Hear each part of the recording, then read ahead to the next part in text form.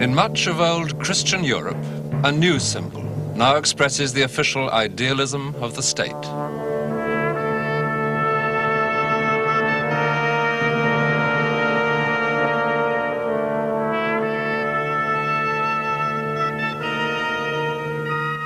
For centuries, the people of Russia lived surrounded by Christian images. Now they have new icons for old.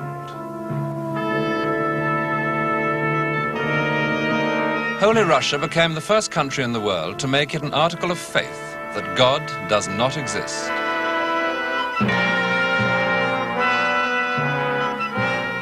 When Russia fell to Marxist revolutionaries, it was part of a long continuing struggle between Christian monarchs on the right and atheist republicans on the left. Lenin's victory was the first clear win for the left. When the tricolor flies on July the 14th at the Arc de Triomphe, Paris commemorates the beginning of the French Revolution. It was then that revolution and atheism first went hand in hand. In the Paris of that time, the church was seen as an ally of the corrupt ruling class. In 1793, all the churches in the city were closed. In that same year, there came the revolution's most extreme act of disrespect to the Christian God. His anointed ruler, Louis XVI, was guillotined, and his head held out like a trophy to the people of Paris. And soon an upstart Corsican climbed into his place. For 10 impertinent years, he called himself the Emperor Napoleon.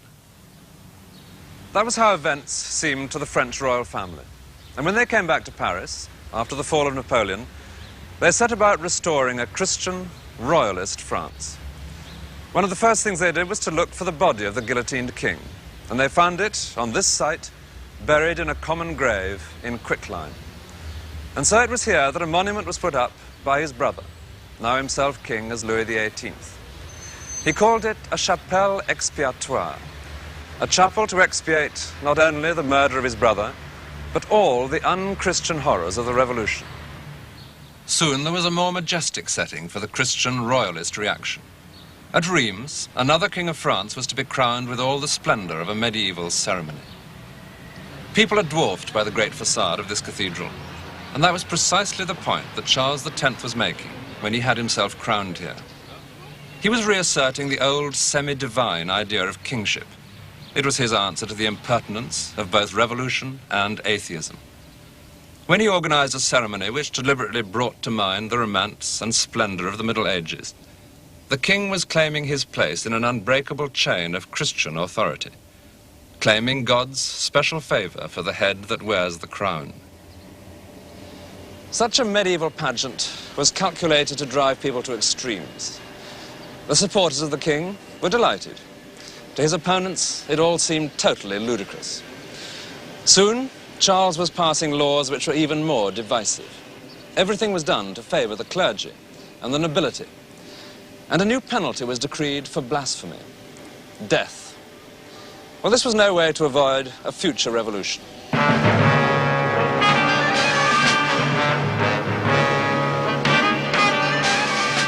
In 1848, a revolution swept away the French monarchy for the second time.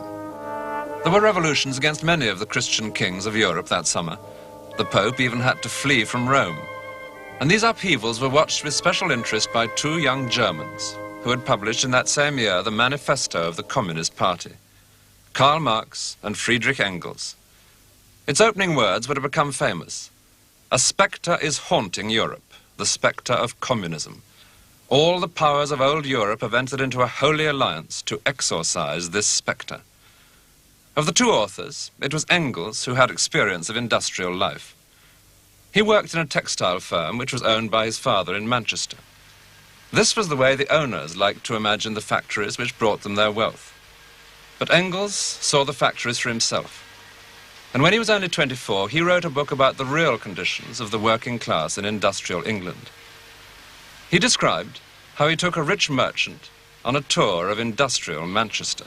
I once went into Manchester with a member of the English bourgeoisie and spoke to him of the bad, unwholesome method of building, the frightful condition of the working people's quarters, and asserted that I'd never seen so ill-built a city. The man listened quietly to the end and said at the corner where we parted, "And yet there is a great deal of money made here. Good morning, sir." Money is the god of this world. The bourgeois takes the proletarian's money from him, and so makes a practical atheist of him. Karl Marx also spent most of his working life in England. In France or Germany, he'd have been arrested as a revolutionary. But in London, there was no political censor. Here Marx was free to develop his ideas. And here there was plenty of evidence to support a theory of class warfare. At the heart of Britain's great empire, in the world's first industrialized country, an entire class seemed to be sealed off in hopeless poverty.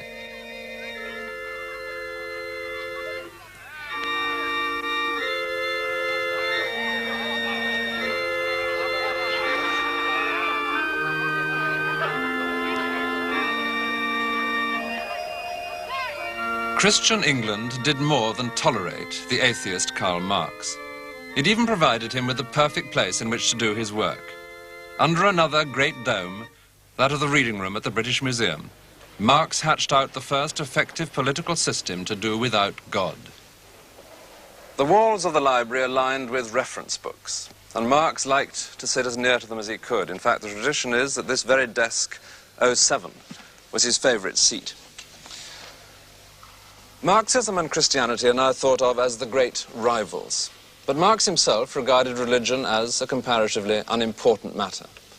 He began with the premise, which certainly wasn't new with him, that instead of God creating man, man had invented God. And he saw the church as the natural ally, first of feudal society, and then of the capitalist state, and therefore as something which socialism in its turn would sweep away. But he was surprisingly calm about individual people who believed in God, because he insisted that religion was in no way the cause of the world's troubles. It was their result. The famous phrase, "religion is the opium of the people," suggests that he thought of it as some dangerous drug, foisted upon the masses. But the full passage shows that he saw it more as a consolation for the deprived, even quite a precious one. He writes about it in an almost misty vein. Religion is the sigh of the oppressed creature, the heart of a heartless world, and the soul of soulless conditions. It is the opium of the people. To call on them to give up their illusions about their condition is to call on them to give up a condition that requires illusions. As it turned out, the first people to be called on to give up their illusions were precisely those who suffered the worst conditions, the people of Holy Russia. Marx had expected the revolution to occur in an industrial country. Instead, during the upheaval of the First World War, Marxist revolutionaries were able to seize power in this backward peasant empire, long dominated by the old Christian alliance of throne and altar, emperor and patriarch.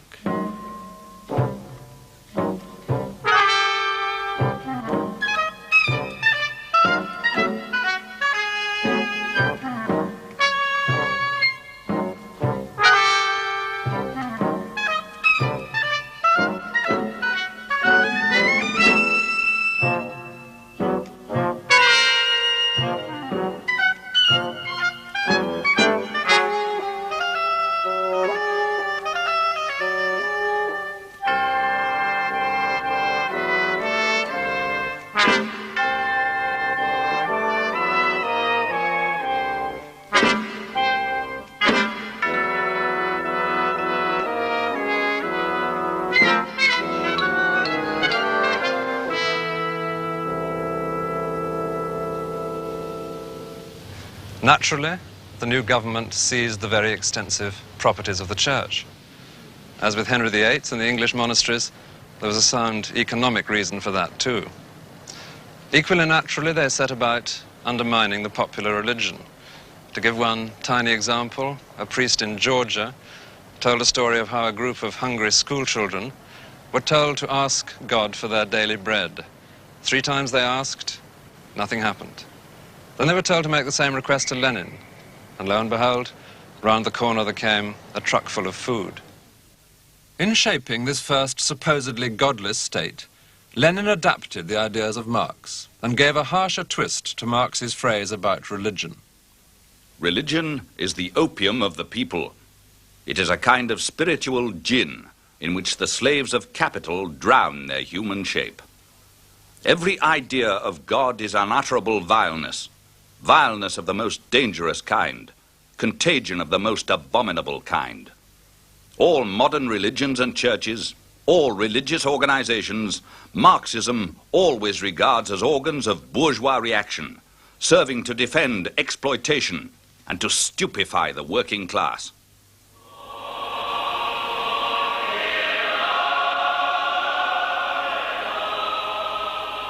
"60 years after the revolution, and in spite of Lenin's views, the monastery at Zagorsk, not far from Moscow, is still a very Christian place.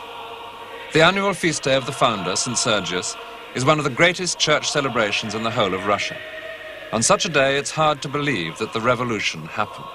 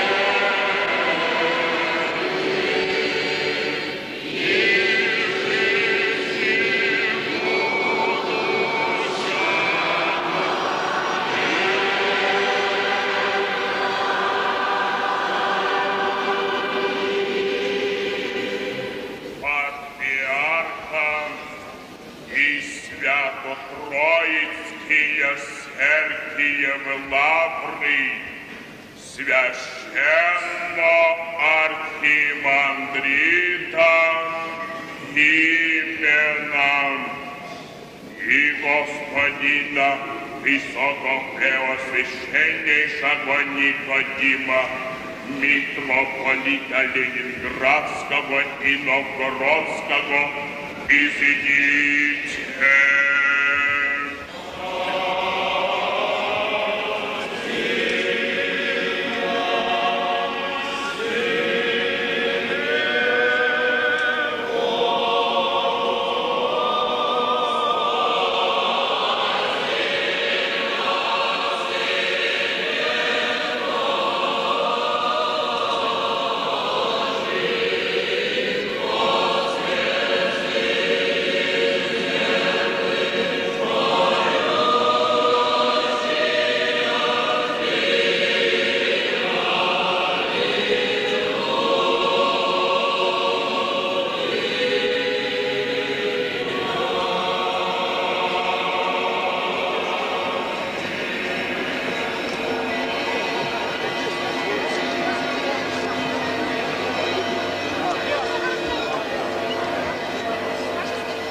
Of the many bishops at this great ceremony, one of the most senior was the head of the Moscow Patriarchate, Metropolitan Alexei. Церковь живет в новых социальных условиях 59 год. The Church has existed for 59 years under the new social conditions. During this time, more than one generation has followed another. Nevertheless, the faithful still fill our churches. We can note with satisfaction the active part played by our worshippers in the life of the church. One cannot, of course, deny that there is a process of secularization, both in the East and in the West, and that there is a definite movement away from the church. But I would think that this process has been more noticeable in the West in recent times. Speaking on behalf of the Russian Orthodox Church, I see no cause for alarm for its future, and I look to the future with confidence. A feast day at Zagorsk is untypical. From here, Metropolitan Alexei will return to the practical problems facing all Russian bishops since the revolution. How to exist in a state which regards God as superstition. Communist Russia has made strenuous efforts over the years to discourage Christianity. Christians were persecuted by Lenin, whose tomb beneath the Kremlin walls is the shrine recommended by the state for veneration. They were persecuted by Stalin and even by Khrushchev. Yet Christianity persisted. Now it seems the state may regard full churches as useful proof that freedom of worship, guaranteed by the law, is indeed a reality. The legal position in Russia is defined by Article 124 of the Constitution. It says the freedom of religious worship and the freedom of anti-religious propaganda is acknowledged to all citizens. It's a strange phrase, but it means exactly what it says. Anyone may worship any god within any four walls which have been licensed for religious worship. But the right to public propaganda is reserved for those who say there is no God. I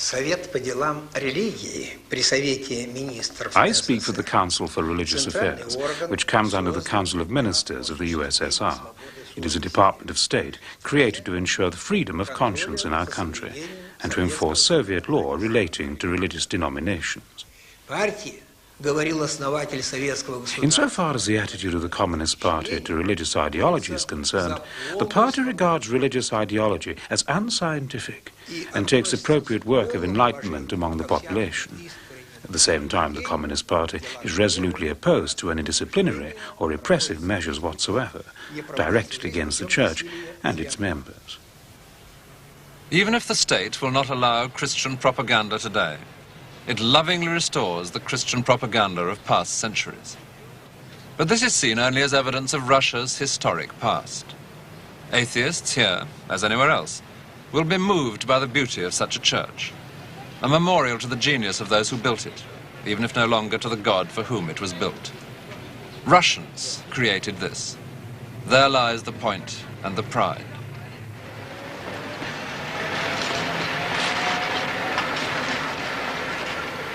Not all such buildings can be given the expensive attention of the restorers.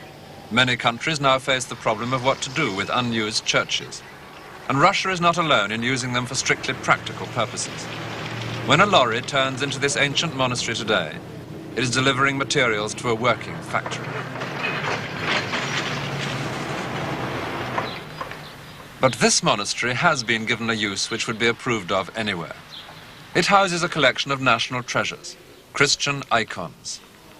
The museum is now named after one of Russia's greatest painters, Andrei Rublev, who in the 15th century became a monk, first at the monastery of Zagorsk, and then in this one at Moscow. In this same monastery, the slow, patient work of restoring the icons goes on.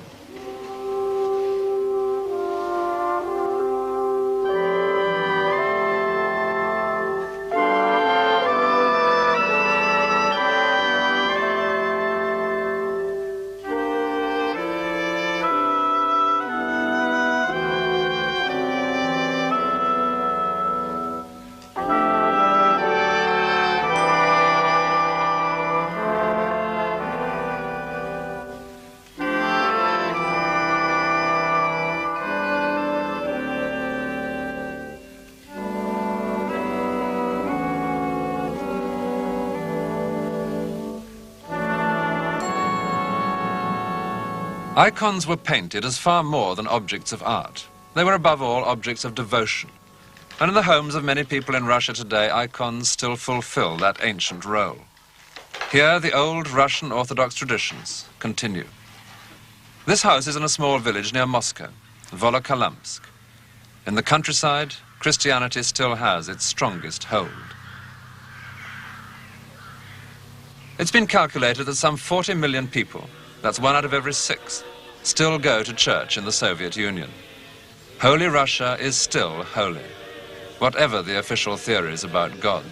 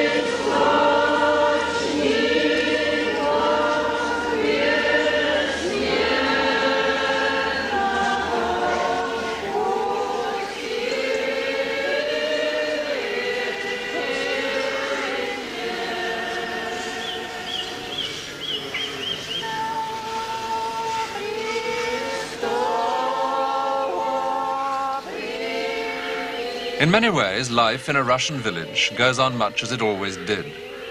But this Orthodox priest is very different from a minority of Protestant Christians who also live in the Soviet Union.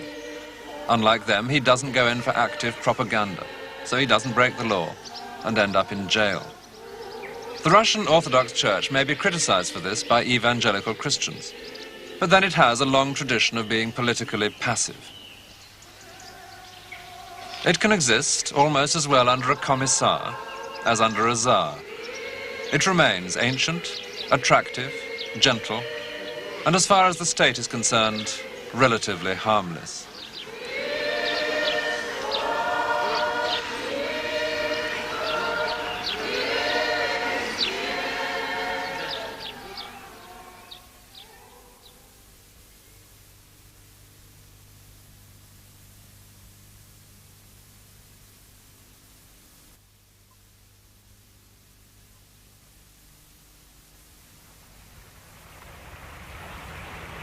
Within Russia's new empire, Eastern Europe, only Poland is more Christian than Russia herself. When you look from a distance at Warsaw, it's the cathedral that catches the eye. It's been rebuilt down to the smallest detail, exactly as it was before the war. And the same is true of every other building in the old part of Warsaw. For no attempt to suppress the spirit of Poland was more ruthless than that of Nazi Germany. In 1944, Warsaw was systematically destroyed.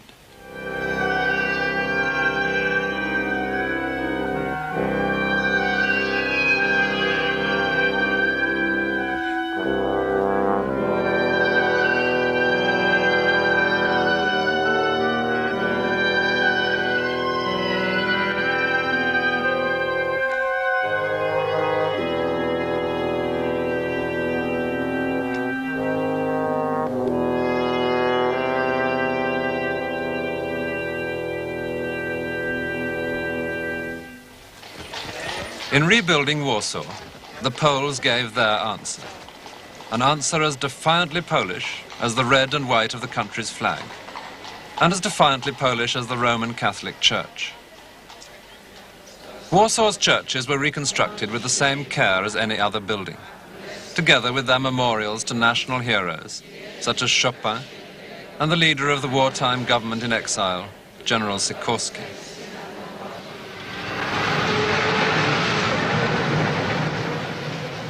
Surprisingly, the churches were reconstructed under a communist government.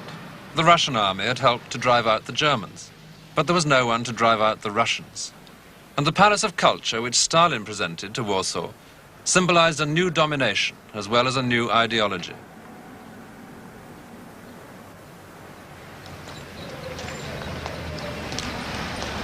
Modern city life, even without an atheist government, leads in most places to a drastic decrease in church-going. Here it hasn't. And when new churches are built today, they are part of a long Polish tradition, a rejection of ideas imposed from outside. Naturally, the Marxist government, well aware of the implication, is uneasy about a rival creed to which people are willing to devote much of their money and their time. Applications to build churches are discouraged. Only a very small proportion get the go-ahead. But all over Poland, churches are being built, and they're full even before they're finished. In this one in Warsaw, a projector flashes the words of the hymn onto a screen, avoiding the need for vast quantities of hymn books.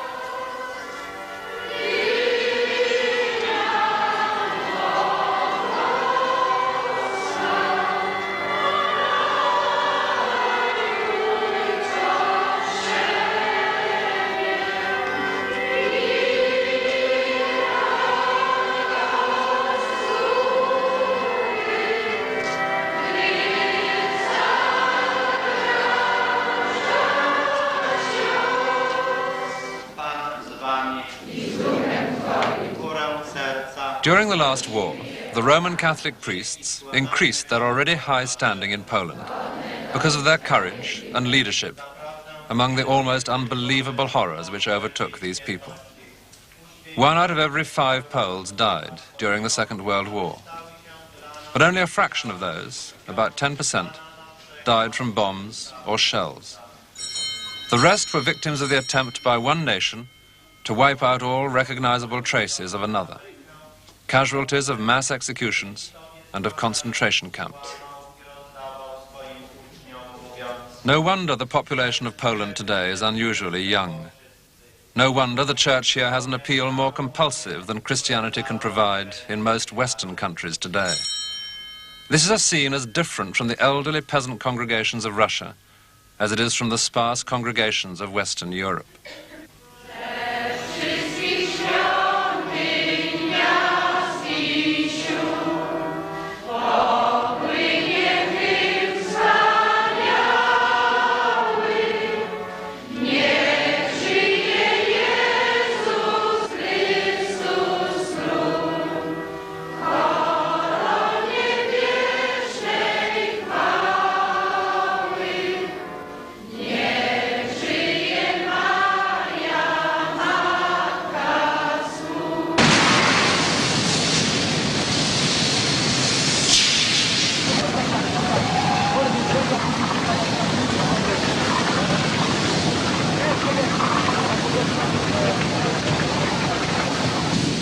Here is the raw material of a standard communist poster.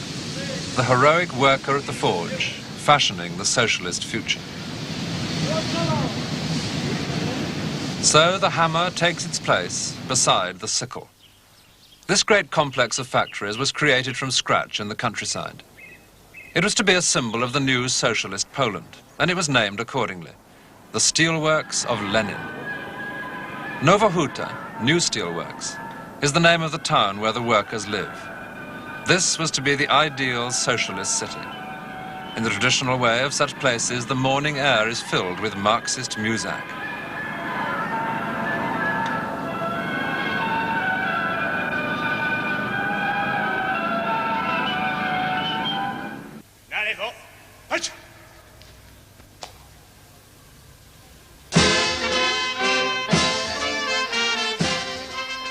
Well before the Russian Revolution, in the year 1912, Lenin visited this part of Poland. The 65th anniversary of his visit in 1977 provides the state with the perfect occasion for its own kind of ceremony, honoring one of the great founders of the faith.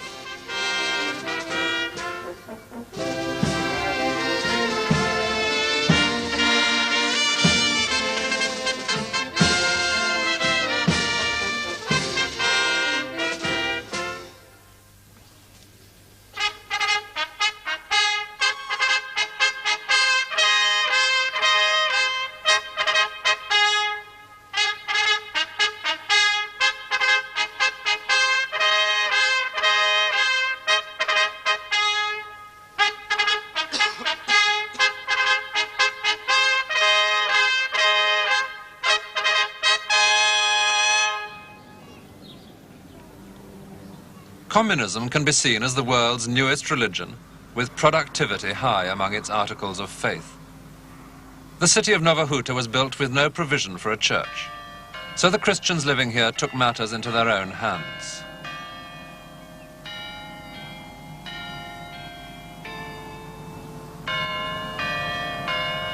They built this vast church which after 10 years opened its doors in 1977.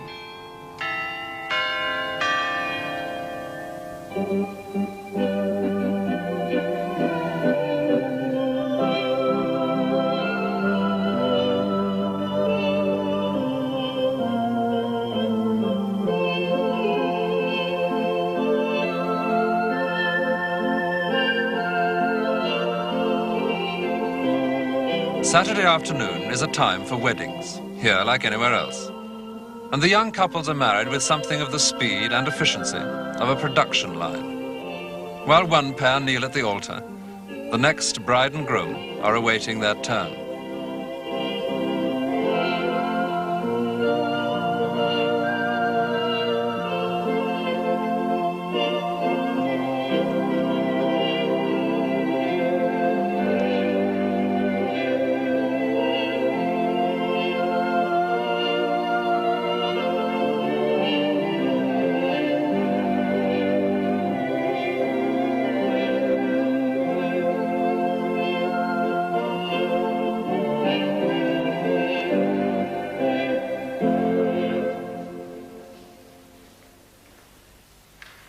Ojca i Syna i Ducha Świętego. Pan z wami.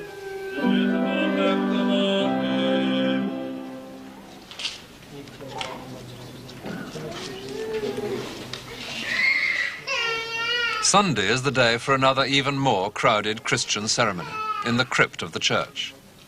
The Christians here have a productivity record of which Nova Huta should be proud. And the church rises to the occasion with a magnificent multiple baptism.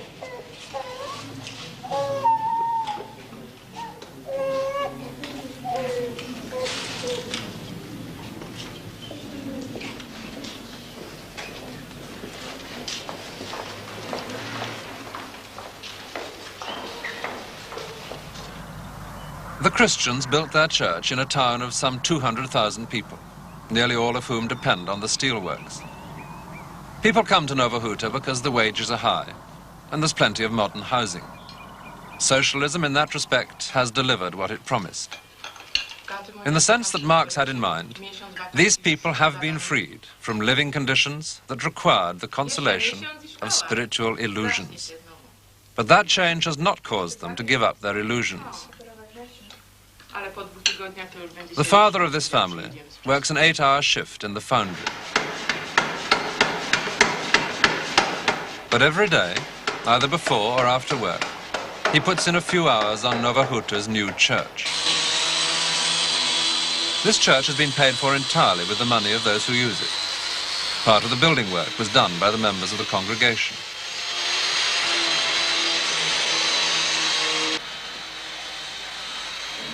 And this is not the only church which is now being built in Nova Huta. A second has already been begun elsewhere in the town. Tak, jeżeli pogoda dopisze, nie będzie żadnych innych przeszkód technicznych. A priest in the Polish community expects and gets a response from his parishioners, such as a priest in the West can only pray for. And it's the same with education. This is the age at which Christianity and communism first struggle for people's minds. Spotykał się z kim? Panie głośno? Pan Jezus? Spotykam się z ludźmi się spotykał właśnie. This crowded class is like a Sunday school, except that it happens twice as often. On 2 evenings a week, after official school hours are over and the theories of Marx and Lenin have been duly memorized, the children come for Christian instruction from the priest. Zamienił wodę w wino. No, proszę. W Kanie Galilejskiej, na weselu w Kanie Galilejskiej. The crowning moment of the week in Nova Huta's new church is Sunday Mass. 10 masses are held every Sunday, each one as crowded as this. Whatever difficulties the future may hold for Christians in this officially atheist country, the older people here have memories incomparably worse. Auschwitz was near here, and one chapel in the church is dedicated to a national hero, Maximilian Kolbe, a Catholic priest who gave his life in Auschwitz in the place of another prisoner who was father of a family. The story of Kolbe, more than any other, links the Polish church with the country's long experience of suffering. But suffering here has led to defiance. The traditional image of the Virgin Mary with the body of her dead son is soft and mournful. Here, sorrow has been turned to strength.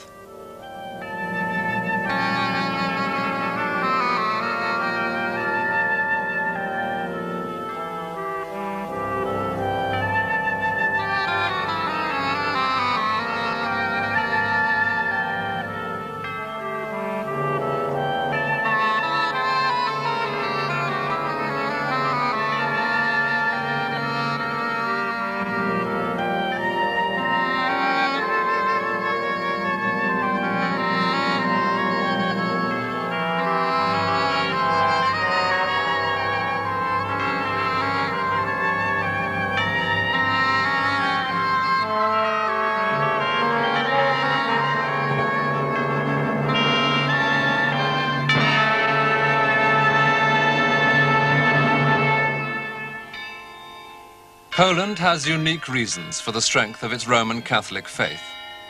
But the people of Nowa Huta do provide a very powerful image of the number of active Christians in at least one country that is officially communist. On the other hand, as the headlines keep mentioning, there is a surprising number of communists in the country which is the very center of Roman Catholicism, Italy. San Gimignano in Tuscany is perhaps the most perfectly preserved small medieval Italian town, a jewel from Europe's Christian past. When its famous walls and towers were built in the Middle Ages, there had been bitter struggles as to whether this town should be governed by a nearby bishop or by the people themselves. But both parties then were devout Christians. God was certain to be on the winning side. Today, this is no longer so. For the last 30 years, there has been an ideological split in this little community. It's a split closely observed by St. Gimignano himself, a bishop who saved the town from invading barbarians in the 4th century. Today, under his gaze, the communist mayor meets with his small executive committee, all of them communists. In this town, like many others in Italy, their party has won every local election since the war.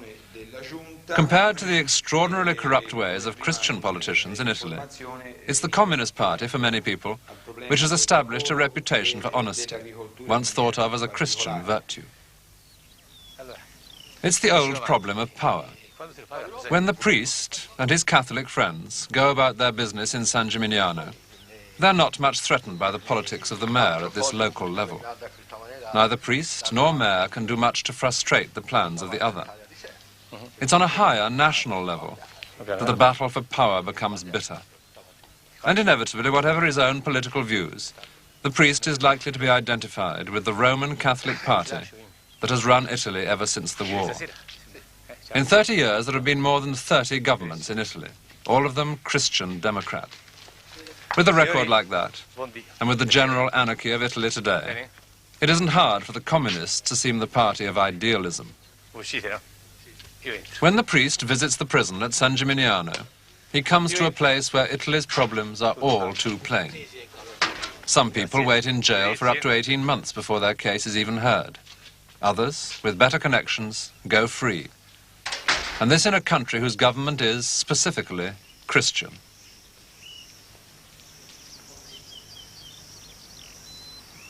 There are dangers for any idealistic creed once it wins real power. But they are dangers which the communists in Italy haven't yet had to face, though they may now be on the verge of doing so. For the moment, they have only the easier task of trying to straighten out ancient muddles and injustices at a local level.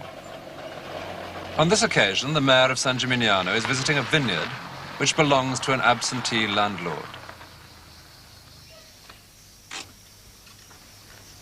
He comes to discuss working conditions with the foreman and the labourers and to lay plans for a future cooperative. Christianity, too, has always made vaguely threatening noises against the rich and has claimed to see special merit in the poor. But the Christian priest has warned the rich only of punishments far ahead, while advising the poor to wait for a reward in heaven. Quindi non c'hanno né vigne, che avranno intenzione anche di For the communist, there is only a tactical merit in waiting, and the shorter the wait, the better. As a message, it has certain advantages. Each of the two ideologies is seen at its best at this intimate level, and in a position of influence rather than power. And both of them, after acquiring absolute power, have shown themselves capable of equal barbarities. The communist ideas, which seem liberating here in Italy, have been turned in communist countries into mental straitjackets. And so it was at one time with Christianity. Christian monks and priests once taught Europe almost all that it knew. And hard though it is to imagine today in the peaceful cloisters of San Gimignano, Christian bishops and kings sent to the stake those heretics who didn't repeat their lessons in the approved fashion. Diciamo la preghiera, perché è attraverso la preghiera che ci mettiamo in comunione con Dio e poi ascoltiamo la parola di Dio. Va bene? Tutti insieme. Nel nome del Padre, del Figlio e dello Spirito Santo. Amen. Padre nostro che sei nei cieli, sia santificato il tuo nome, venga il tuo regno, sia fatta la tua volontà, come in cielo così in terra.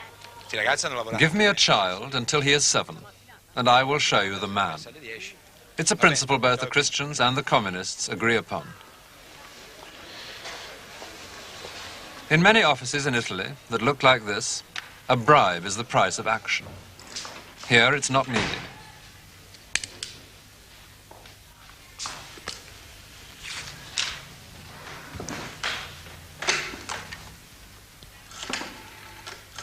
At this stage of the game, it's the communists who make political capital out of the Christian virtues. Oh mio Signore, alleluia, oh figlio del cielo, alleluia, oh mio Signore, alleluia, oh figlio del cielo. È un fonogramma su quei famosi pesci. Ah, madonna, ha fatto una pazzia tutto San Gimignano per questi pesci. Ma è una cosa seria anche a livello nazionale, la televisione ne ha parlato. A parte noi non ci siamo appunto adesso. Dici c'è. Come c'è? Dici c'è. Allora vicini perché è una buona figlia.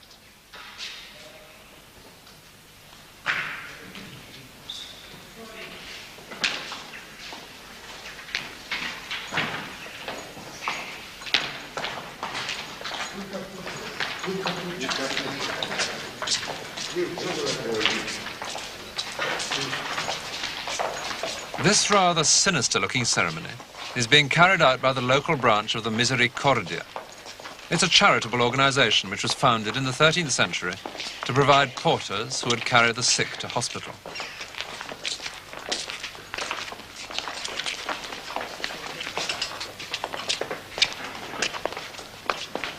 Today, there are nearly 500 branches of the Misericordia in Tuscany and more than 250,000 members.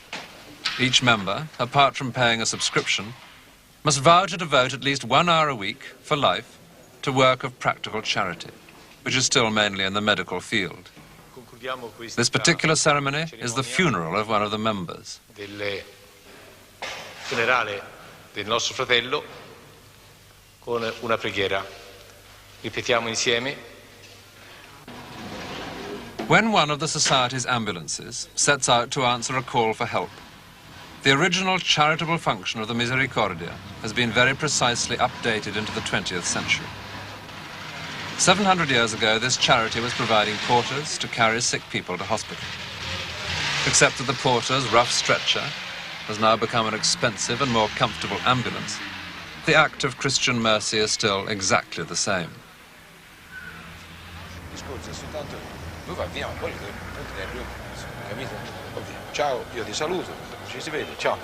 One of the local organizations with which the Misericordia cooperates is the welfare center set up by the communist mayor. Increasingly, the government in modern countries has taken over the old tasks of Christian charity. The classic situations that used to call for charity are now precisely the concerns of the welfare state: sickness, old age, homelessness, unemployment.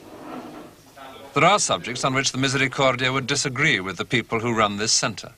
Contraception, for example. But there are other, non-controversial and equally urgent needs. Many people in Italy are not covered by any welfare scheme. And here the objects of Christian and of communist charity coincide. When someone sets off to visit an old lady, the ideology behind the visit seems unimportant. The motto of the Misericordia is, "May your reward come from God." It may well be that the mayor's motto, when he sends out a visitor, is something more like, "May my reward come at the next election." But in practice, only a cynic, on either side, would be thinking of reward in such a situation. The simple fact now, as in centuries past, is that many old people need help. And no doubt the old lady herself doesn't much care about the precise beliefs of her friendly visitor. In a small place like San Gimignano, the famous battle lines of the outside world, Christian against communist, soon become blurred.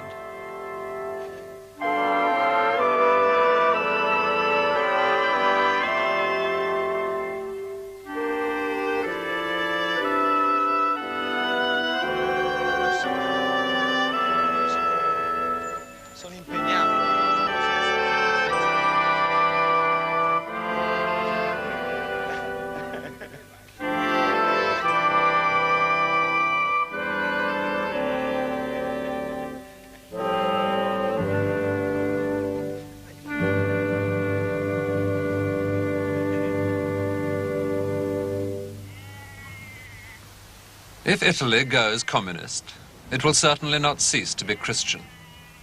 The Christian Gospels have a way of outbidding each new ideology. They contained and advanced the highest creed of our secular society. All you need is love. And they contain the best element in communism, the theme of sharing. Today, even Rome, the eternal city, has a communist mayor. It was here that we began these programs. There were Christians living in this city even at the time the New Testament was written.